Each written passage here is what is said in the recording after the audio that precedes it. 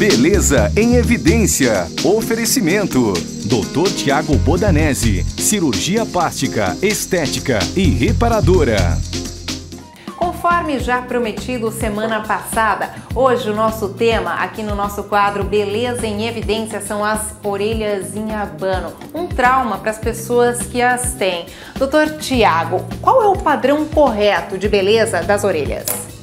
Bom, como nós podemos ver nessa imagem aqui, existem alguns padrões de beleza na cirurgia plástica para uma orelha bonita. A orelha deve estar numa linha que passa entre os olhos e que passa abaixo do nariz e que forme um ângulo de 20 graus de inclinação, ou seja, ela tem que ser paralela ao dorso do nariz. Então essa curvinha do nariz aqui tem que ser paralela à orelha. Além disso, a orelha tem que ter alguns detalhes, né? Por exemplo, ela tem que fazer a voltinha aqui em cima, embaixo dessa volta superior tem que ter essa voltinha aqui que chama de antélix, bem definida, né? É isso que acontece nos casos de orelha de abano. O que acontece? Como nós podemos ver aqui nessa imagem, a criança está mostrando aqui, uma criança com orelha de abano, existe realmente a falta dessa curvinha aqui.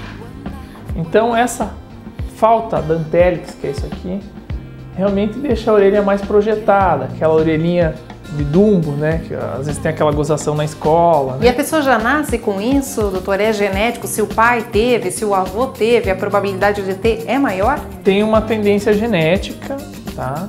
E há uma predisposição que a gente já teve na família, com certeza pode acontecer de a criança nascer assim.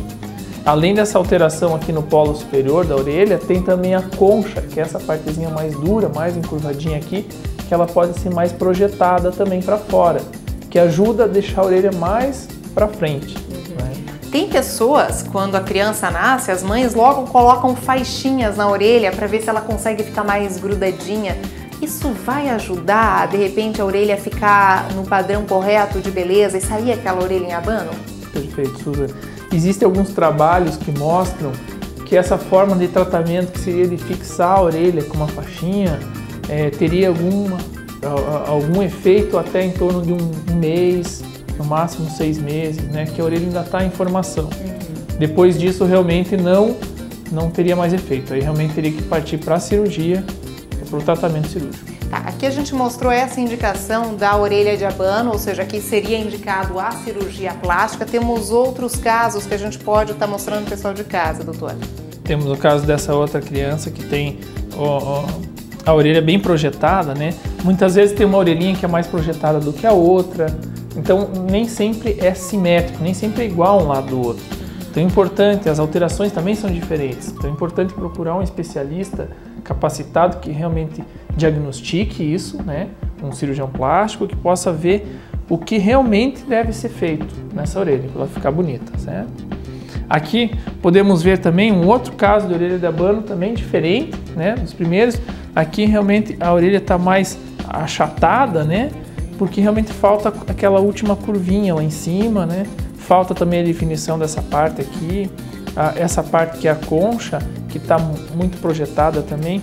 Então, essas pequenas alterações muitas vezes indicam tratamentos diferentes. Quer dizer, não é só a cirurgia, não é só o fato de grudar a orelha, deixar ela simétrica, então corretinho. Ela também vai melhorar essa curvinha da orelha, a concha, todos os outros detalhes que deixam a orelha em simetria também com o resto, enfim, do rosto, né? Exatamente. Outro caso que a gente tem para mostrar, doutor? Tem mais um caso aqui. Por exemplo, esse aqui já está mais projetado, essa parte.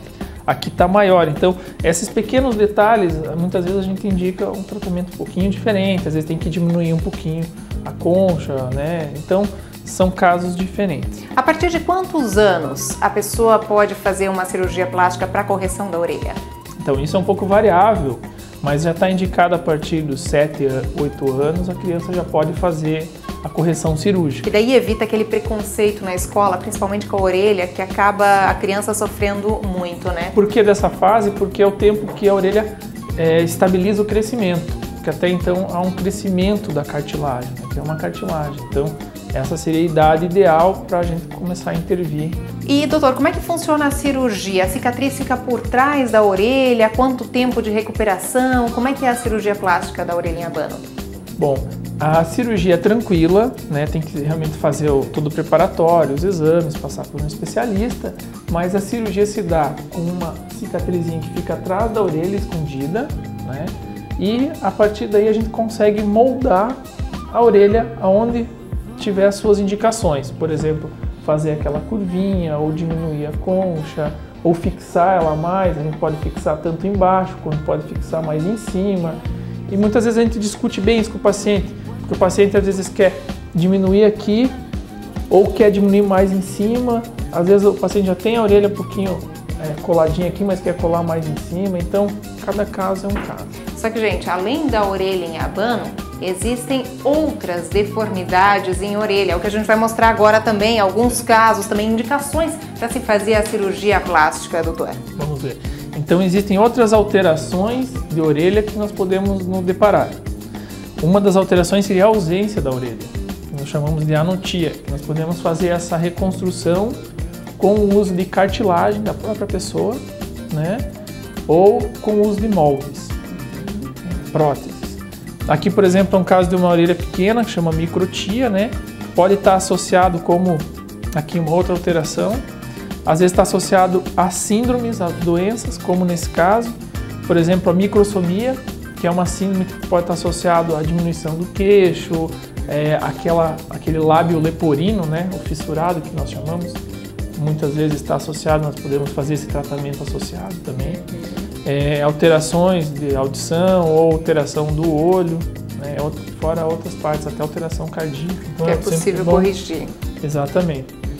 Aqui, por exemplo, até um trabalho que nós fizemos e publicamos na revista brasileira com 163 casos de microsomia, no qual eu participei como autor. Então, realmente existe tratamento para essas alterações. Perfeito. Né? Outras alterações que podem acontecer por exemplo, a criptotia é uma alteração no polo superior, nessa parte superior da orelha, né? Ela é menor, a gente precisa fazer uma outra cirurgia, uma outra técnica para resolver isso. Ou a orelha em taça, que nós chamamos cup ear, também, nós podemos tratar isso. Ou até no trauma, por exemplo, como esse paciente que sofreu um acidente e perdeu parte da orelha, né? Como nos depararmos com esse caso, o que fazer? Existem alguns tratamentos, um deles seria a reconstrução dessa parte da orelha com o uso da própria costela do paciente. Nós podemos fazer essa curvinha aqui e reconstruir. Quer dizer, dá para reconstruir também uma orelha, olha só que interessante. Agora, casos comuns também que a gente pode mostrar, doutor, com relação aí o lóbulo um pouquinho mais proeminente, ou seja, mais para baixo. Essa mulherada, né, principalmente o uso de brincos constantes, acaba deixando ele mais pesado e, querendo ou não, ele acaba crescendo, que o tamanho fica maior do que o padrão de beleza. Isso tanto acontece com o uso do brinco pesado, pode acontecer até com a idade, com o envelhecimento, o lóbulo ficar maior. E existe tratamento para isso, Susan, isso é bastante comum. E o tratamento, existem algumas formas de tratamento que você vai diminuir esse lóbulo. Além disso, existe também outra situação quando o brinco pode rasgar essa orelha ou até o paciente nascer com a orelha fendida, né, a orelhinha aberta.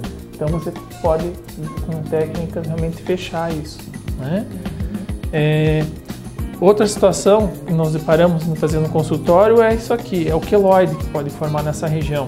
O queloide é bastante comum com o uso de piercing. Até fica um alerta para quem usa muito piercing, que na região da orelha pode acontecer o queloide, né, que é essa cicatriz proeminente, um tumor, né, que a gente pode ressecar e tratar isso. Quer dizer, mas se isso já aconteceu, tem tratamento?